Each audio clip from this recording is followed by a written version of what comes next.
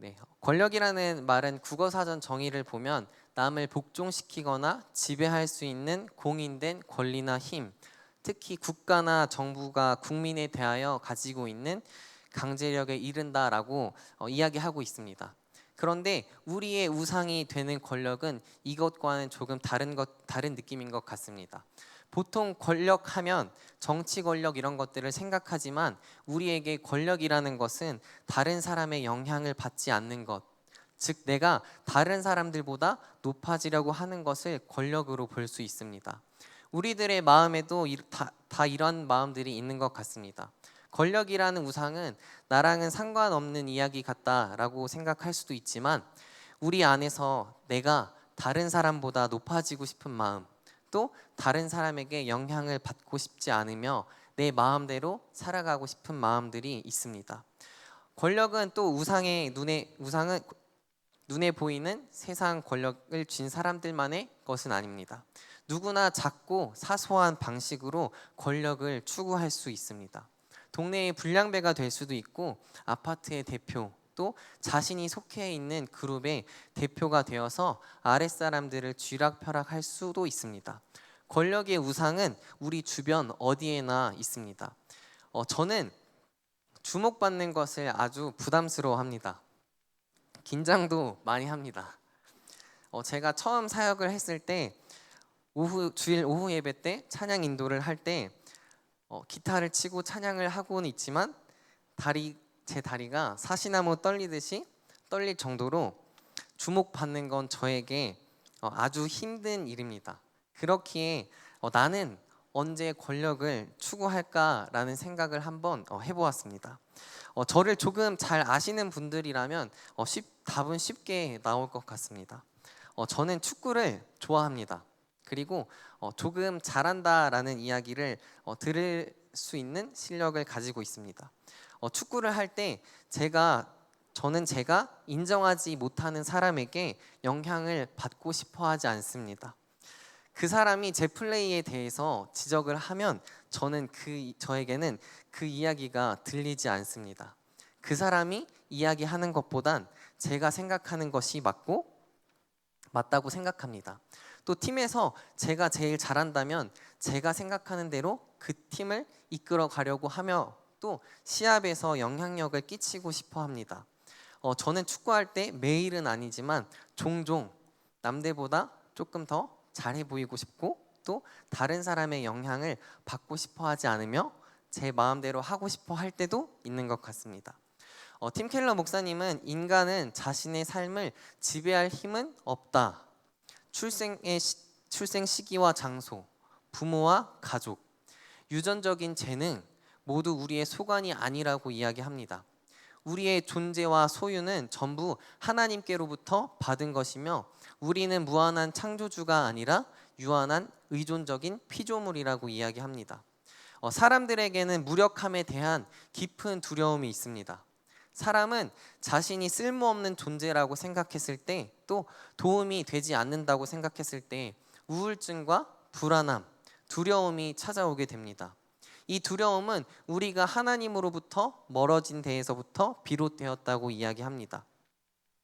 권력욕이 강한 사람은 극심한 두려움과 불안함에 시달리는 경우가 많이 있습니다. 20세기 신학자 니번은 많은 사람들이 두려움과 불안 때문에 정치 권력을 추구한다라고 이야기했습니다. 권력을 얻으려는 이유가 두려움 때문이 아니더라도 일단 권력을 얻고 나면 대부분 두려움이 따라오게 됩니다. 권력을 쥔 사람은 자신의 경쟁자의 관역이자 질투의 대상인 것을 알기 때문입니다. 높이 올라갈수록 잃을 것이 많기 때문에 두려움이 따라올 수밖에 없습니다. 가진 것이 적을 때에는 가진 것이 적기 때문에 그렇게 문제가 되지 않지만 내가 가진 것이 많을 때에는 그것들을 잃게 된다면 너무나 아깝기도 하고 내가 누리던 것을 잃을 수밖에 없기 때문에 두려울 수밖에 없습니다. 권력은 종종 두려움에서 시작돼서 다시 더 큰 두려움을 낳습니다. 오늘 말씀을 보면 바벨론의 왕 느부갓네살의 이야기가 나옵니다. BC 6세기에 바벨론은 아수르와 애굽을 대신해 신흥 강국으로 등장하게 됩니다. 많은 나라들이 바벨론의 왕이자 느부갓네살의 지배 아래 들어가게 되었습니다. 바벨론은 세계를 제패하는 나라가 되었습니다. 그러나 세상의 모든 것을 다 가진 절대 권력자 느부갓네살은 다니엘 2장을 보면 불면증에 시달렸습니다.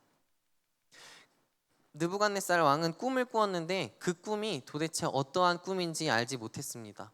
바벨론의 주술사, 점쟁이, 점성술사를 다 불렀지만 그들도 그 꿈에 대해서 해몽하지 못했습니다.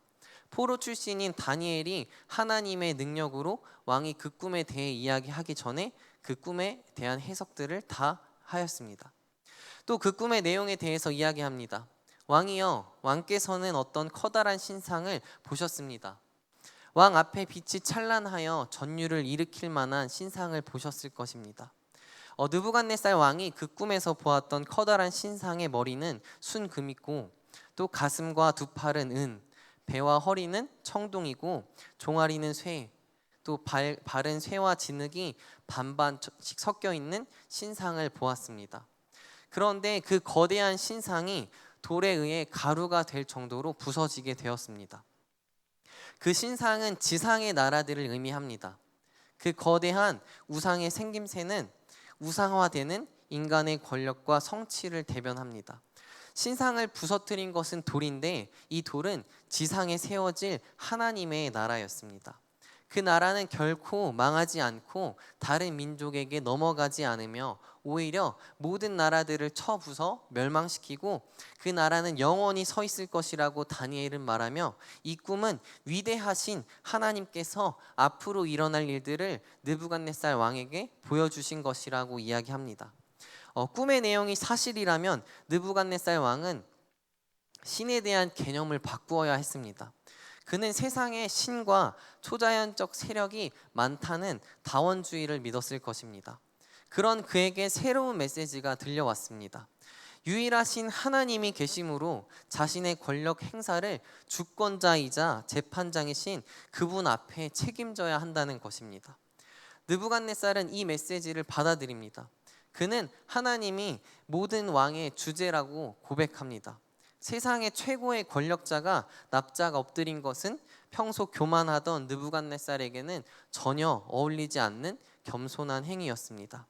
또 오늘 말씀 다니엘 4장을 보면 느부갓네살 왕은 또 꿈을 꾸게 됩니다. 이번 꿈은 고민뿐만 아니라 느부갓네살에게 두려움까지 안겨주었습니다. 왕은 다시 다니엘을 부릅니다. 꿈의 내용을 들은 다니엘은 잠시 동안 놀라고 당황했으며 고통스러워서 어쩔 줄 몰랐습니다. 그가 두 번째로 꾼 꿈은 땅의 중앙에 나무가 있는데 그 나무가 자라서 견고해지고 하늘에 닿을 만큼 높이 자라서 땅의 끝에서 볼 수 있을 정도였습니다. 그 잎의 잎사귀는 아름답고 열매들이 많아서 누구든지 먹을 만큼 열매가 풍족했습니다. 들짐승들이 나무 아래 살고 공중의 새들이 둥지를 틀었으며 모든 생물들이 그 나무에서 먹이를 얻었습니다. 그런데 그 꿈이 느부갓네살에게 두려움을 안겨준 이유는 하늘에서 거룩한 자가 내려와서 저 나무를 쓰러뜨리고 가지를 잘라 잎을 떨어버리고 열매를 흩어버려라. 그네 밑에 사는 짐승들을 몰아내고 그 가지의 둥지를 튼 새들을 소리쳐서 쫓아내라. 그러나 그 그루터기와 뿌리는 쇠사슬과 청동사슬로 동여 무성한 풀밭 땅 속에 남겨두어라 라고 이야기하는 꿈이었기 때문이었습니다. 느부갓네살 왕의 첫 번째 꿈은 어떤 의미에서는 이론 공부였습니다. 하나님의 속성과 인간의 권력 속성을 알리는 일반적인 내용이었습니다. 느부갓네살 왕에게 이론 공부는 도움이 되지 않았습니다. 그는 여전히 폭군이었고 또 특정 인종과 계층과 빈민을 압제했습니다. 그래서 하나님께서는 그가 터득해야 할 교훈을 삶으로 가르치십니다. 그럼에도 불구하고 느부갓네살 왕에게는 희망이 있었습니다. 나무는 베어지지만 그루터기는 땅에 남겨져서 나중에 다시 자랄 것입니다. 하나님의 목표는 응징이나 복수나 파멸이 아니라 징계였습니다. 고통을 주시지만 목적은 교정과 구속이었습니다.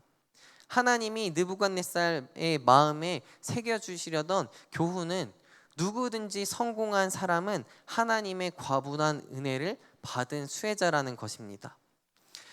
하나님이 느부갓네살에게 말씀해 주시는 이야기는 느부갓네살아, 내 권력이 하나님의 은혜로 주어진 것을 알아야 한다. 그것을 안다면 너는 더 안정되고 동시에 겸손하고 정의로워질 것이다. 그러나 그 지위를 내 공로와 노력으로 얻었다고 생각한다면 너는 두려움에 시달리고 잔인해질 것이다 라고 이야기하시는 것입니다. 그러나 그 후에 왕은 자신의 왕국을 걷는 사이에 교만한 마음이 생겼습니다. 4장 30절 말씀을 함께 읽어보겠습니다. 나 왕이 말하여 이르되 이 큰 바벨론은 내가 능력과 권세로 건설하여 나의 도성으로 삼고 이것으로 내 위엄의 영광을 나타낸 것이 아니냐 하였더니, 느부갓네살 왕은 자신의 힘과 권력으로 자신의 위엄과 영광을 위해서 이 도시를 건설했다고 이야기하며 자신을 높였습니다. 그는 하나님의 은혜를 생각하지 못하고 자신의 힘으로 이 권력을 얻은 것이라고 생각하며 교만한 모습을 보입니다. 하나님께서는 즉시 느부갓네살 왕을 치십니다. 그는 7년 동안 중증 정신질환을 보이는 상태에 빠지게 됩니다. 죄의 큰 아이러니 중에 하나는 인간이 하나님같이 되려고 하면 오히려 인간 이하로 추락한다는 것입니다. 아담과 하와가 그러했습니다. 뱀이 너희가 그것을 먹는 날에 너희 눈이 밝아져 하나님과 같이 되어 선악을 알 줄 하나님이 아심이니라 라고 아담과 하와를 유혹했습니다.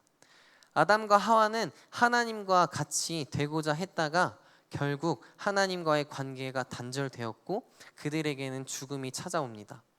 노아의 홍수 이후에 사람들은 자신들의 이름을 내고 성과 하늘까지 닿는 탑을 쌓으려고 합니다. 그 목적은 여러 가지가 있겠지만 하나님과 동등하게 되려고 했습니다. 결국 그들은 언어가 다 다르게 되고 그들은 흩어지게 되었습니다. 우리는 가정에서, 직장에서, 또 교회에서 내가 다른 사람들보다 높아지려고 하고 다른 사람의 영향을 받지 않고 내 마음대로 또 내 뜻대로 하려는 모습들이 있을 수도 있습니다. 가정에서는 내가 아빠로서 또 엄마로서, 직장에서는 사장으로서 또 상사로서, 교회에서는 내가 직분자로서 내가 높아지려고 하고 있지는 않으십니까? 예수님은 우리를 사랑하셔서 인간이 되어 우리 죄 때문에 십자가에서 죽으셨습니다. 우리를 구원하시려고 모든 권력을 잃고 끝까지 우리들을 섬기셨습니다. 그렇게 예수님은 죽으셨으나 그 죽음이 구속과 부활로 이어졌습니다. 우리는 예수님의 모습과 은혜로 우리는 높아지고 싶은 마음 또 권력 의지를 치유할 수 있습니다. 우상은 없앨 수 있는 것이 아니고 단지 대체될 뿐입니다. 예전에 저에게 축구가 저의 우상이었습니다. 그런데 이제 저에게 축구란 하나님의 영광을 위해서 어떻게 축구를 사용할까 하는 수단으로 바뀌었습니다. 우리들의 우상이 되는 권력 또한 마찬가지입니다.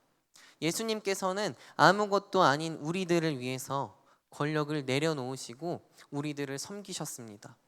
우리가 이 사랑을, 은혜를 기억하며 권력이 예수님의 모습으로 대체되어야 하는 것입니다. 예수님의 모습을 닮아 낮아지며 섬기는 사람이 되어야 하는 것입니다. 제가 목회자로 부름받은 것은 부모님의 신앙이 훌륭해서도 아니고 제가 잘나서도 아닙니다. 나는 부족하고 연약하지만 하나님의 은혜로 이 자리에 부름을 받은 것입니다.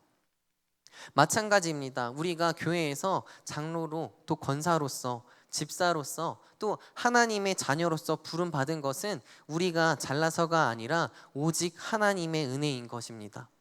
우리의 직분이 또 우리의 신분이 우리의 권력이 되어서는 안 됩니다. 하나님의 은혜가 아니면 우리는 아무것도 아닙니다. 우리가 가진 권력도 하루아침에 무용지물이 될 수 있습니다. 우리가 낮아지며 섬기는 삶을 또 예수님의 사랑을 전하며 살아가는 성도님들이 되시길 간절히 소망합니다.